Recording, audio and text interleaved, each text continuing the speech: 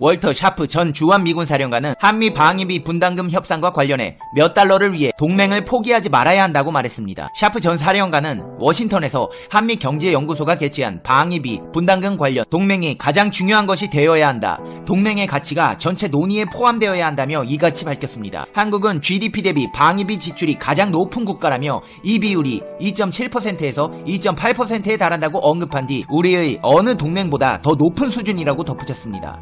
그러면서 2배, 3배, 4배, 5배 등 증액이 생긴다면 그 돈은 한국 정부 어딘가에서 나오는 것임을 고려해야 한다며 나는 그 돈이 국방비에서 나올 것이라고 생각한다고 했습니다. 또 그 돈은 한국이 자주 국방에 얼마나 지출하고 해외 무기 구매에서 우리 물건을 사는데 얼마나 쓸지와 직접 관련이 있다며 이러한 부분 또한 저울질되어야 한다고 했습니다. 한국의 방위비 분담금 인상은 결국 미국산 무기 감소로 이어질 수 있다는 뜻으로 해석이 됩니다. 다른 미국 전문가들은 도널드 트럼프 미국 대통령이 주장하는 대로 현재의 5배에 달하는 50억 달러 요구는 지나치다는 입장을 보이고 있습니다.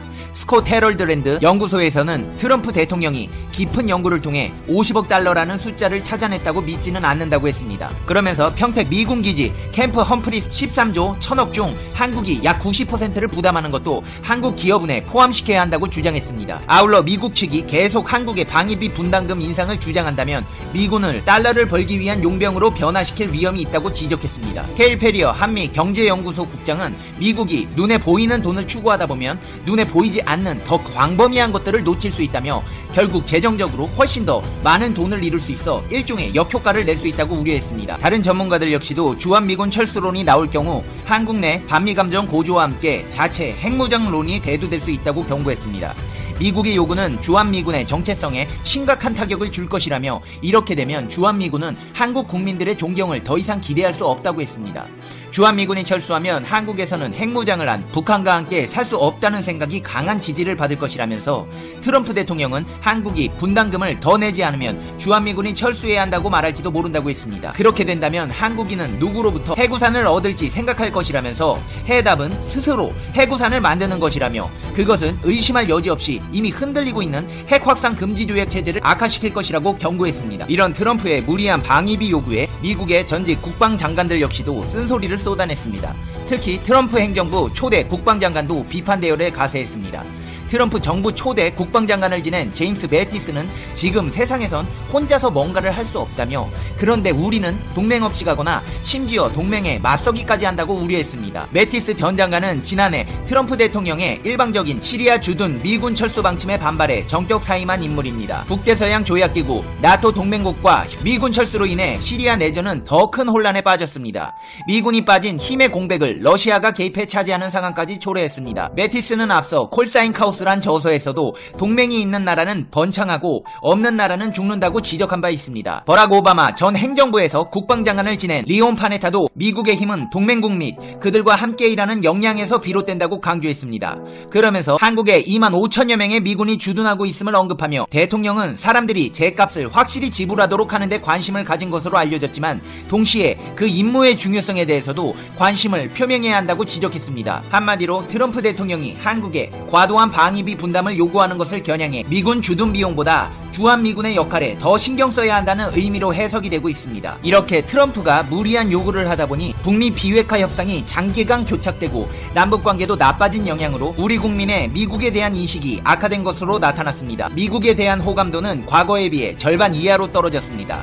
최근 미국이 방위비 분담금을 올해 5배 이상으로 증액하라고 요구한 것과 한일 지소미아 파동 때 일본보다 한국을 더 압박한 일 때문에 대미 여론이 크게 악화된 것으로 분석됩니다. 과거 미국의 호감을 가졌다는 응답자는 70.4%에 달했으나 현재는 3.3%만 미국의 호감을 갖고 있다고 전했습니다.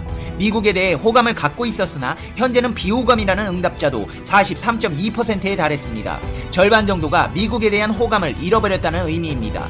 과거와 마찬가지로 현재도 미국의 호감을 갖고 있다는 응답자는 27.2%에 그쳤습니다. 대미 호감도는 크게 낮아졌으나 응답자의 63%는 여전히 미국을 우리나라의 우방으로 평가했습니다. 이를 분석해보자면 여전히 우방이긴 한데 방위비로 압박 좀 그만하라는 뜻으로 해석됩니다. 기존 방위비의 5배는 누가 봐도 무리한 요구입니다. 그런데 트럼프는 과한 요구라는 생각은 하지도 못하고 자신에 대한 비판들에 불평만 늘어놓고 있습니다. 도널드 트럼프 미국 대통령이 북대서양 조약기구 트럼프도 정상회의 만찬에서 다른 정상들의 대화 영상을 보도한 언론에 대해 자신을 조롱했다며 불편한 심기를 드러냈습니다. 트럼프 대통령은 트위터를 통해 나는 나토 회원국들이 1년 전보다 5,300억 달러를 더 내도록 미국은 덜 내도록 만들었다며 그러나 집에 돌아오니까 가짜뉴스 언론들이 날 조롱했다. 그런 보도들이 가능할 것이라고 생각 못했다고 밝혔습니다. 트럼프 대통령이 조롱당했다고 한 보도는 저스틴 트리도 캐나다 총리가 보리스 존슨 영국 총리, 에마뉴엘 마크롱 프랑스 대통령, 마크 리테 네덜란드 총리 등이 있는 자리에서 트럼프 대통령 뒷담화를 하는 것으로 보이는 영상을 말한 것입니다. 이후 트럼프 대통령은 앙겔라 메르켈 독일 총리와 만나는 자리에서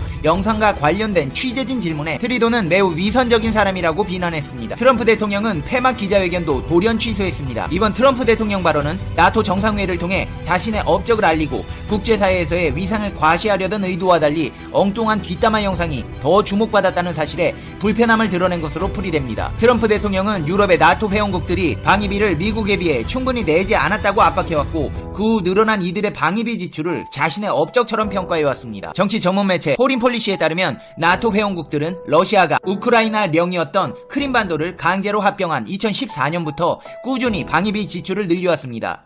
트럼프 대통령의 발언이나 압박 때문이 아니라는 것입니다. 특히 러시아에 인접한 루마니아, 폴란드, 라트비아, 리투아니아 등 동유럽 국가들의 방위비 증가율이 가장 컸습니다. 수년째 저성장으로 고통받고 있는 크로아티아도 2024년까지 방위비 지출을 40% 증가할 것이라는 계획을 이미 발표한 적이 있습니다. 이렇게 트럼프로 인해 잡음이 많은 방위비로 인한 국제 정세에 대해 알아봤습니다. 이제 페페TV의 결론 듣겠습니다. Conclusion. 페페TV. 진짜 트럼프 대통령 너무합니다. 갑자기 5배를 늘리겠다니까 이렇게 문제가 되는 거죠.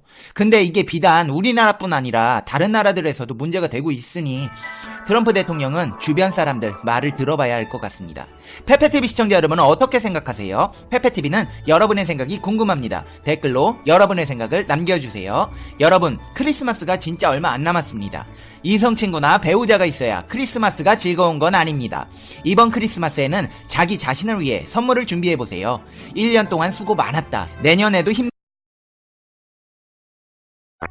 최근 방위비 협상 문제를 비롯해 주한미군 철수카드까지 꺼내들며 한국을 압박하기에 여념이었던 트럼프 대통령에게 미국의 권위 있는 외교 전문지 포린 어페어스가 트럼프 대통령이 핵무기로 미국을 위협하는 북한이 아니라 전통 있는 동맹국인 한국을 협박하고 있으며 이는 외교적 실패로 귀결될 수 있다고 경고했습니다. 실제로 최근 미국에 대한 한국 여론은 매우 안 좋아졌습니다. 과거에 트럼프 대통령은 북한과 더 이상 핵도발을 하지 않게 하는 등 나름의 성과를 거두었으나 최근에 연이은 북한의 도발로 그 얕은 성과마저 무색해지며 한국과의 거래성 분담금 협상 역시 외교의 실패로 모든 성과를 망칠 수 있다고 포린 어페어스는 지적했습니다. 현재 미국 행정부는 대북 협상에는 진전이 없는 가운데 방위비 분담금 문제로 한국과 큰 갈등을 겪고 있습니다. 미국은 한국에게 내년 방위비 분담금을 47억 달러로 늘려야 한다며 기존 4배 이상의 방위비를 말하고 있습니다. 하지만 미국의 여러 매체에서 보도했다시피 그에 대한 근거는 너무나 미흡하고 트럼프의 독단으로 결정됐다는 사실이 드러났고 한국은 부자 나라이니 방위비 분담을 더 해야 한다라는 어처구니 없는 논리로 압박을 해와 논리로 당해낼 자간이 없습니다. 현재 한국의 국방 예산은 400억 달러가 넘습니다. 이는 세계 10위에 해당하는 액수이고 GDP의 2.6%에 해당되는데 이는 북대서양 조약기구의 2%,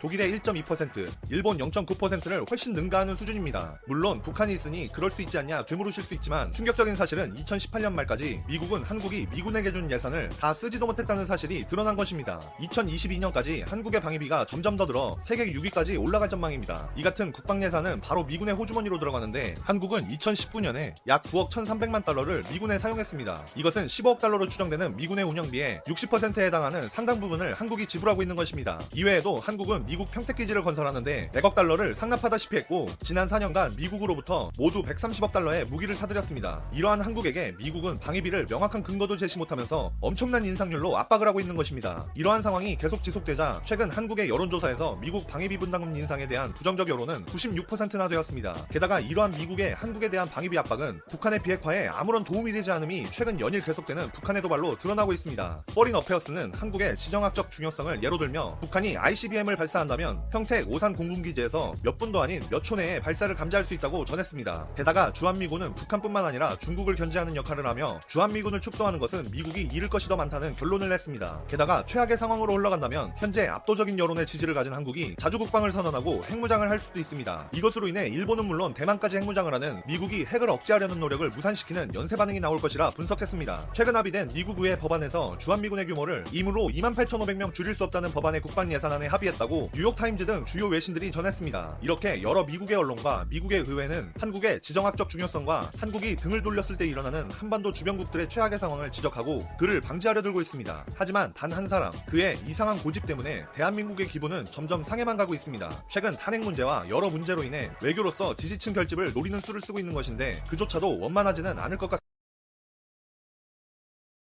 러시아제 S-400 지대공 미사일 도입을 두고 미국과 갈등을 빚고 있는 터키가 한국에 미국 대안의 법을 알려주는 모양새가 되고 있습니다.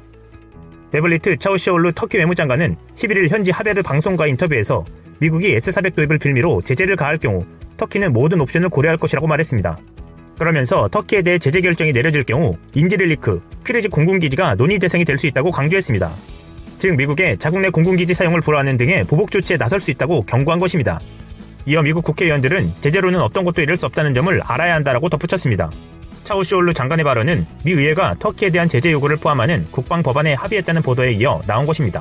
블룸버그 통신에 따르면 도널드 트럼프 대통령의 최측근인 린지 그레이엄 공화당 상원의원은 터키 제재 법안은 11일 수요일 트럼프 대통령의 거부권을 봉쇄할 수 있는 3분의 2 이상 찬성을 얻어 상원을 통과할 것이라고 말했습니다. 그레이엄 의원은 터키에 인내해왔다. 충분히 참았다. 이제 됐나? 그들은 잘못된 방향으로 가고 있다라고 지적했습니다.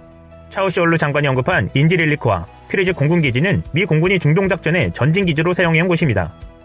이라크 시리아를 근거지로 바로한 순위파 극단주의 테러 조직 IS 격퇴전 당시 미군이 주도한 국제연합군 전투기는 대부분 이곳에서 이륙했습니다.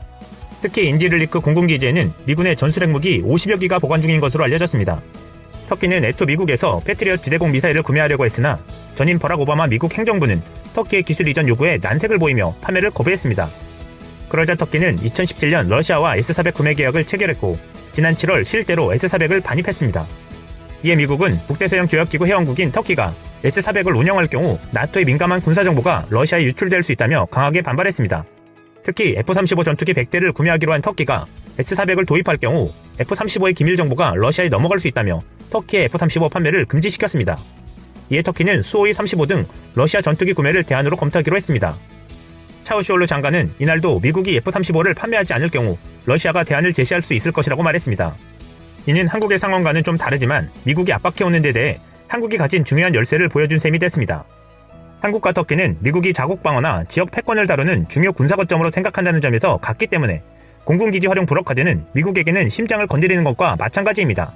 트럼프 대통령은 부자 나라인 한국 방어를 위해 자신들의 비용이 많이 지불된다고 머릿속에 박혀있기 때문에 한국이 무상으로 제공해주고 있는 미군 기지들의 사용료는 생각하지 못하고 있는 것 같습니다.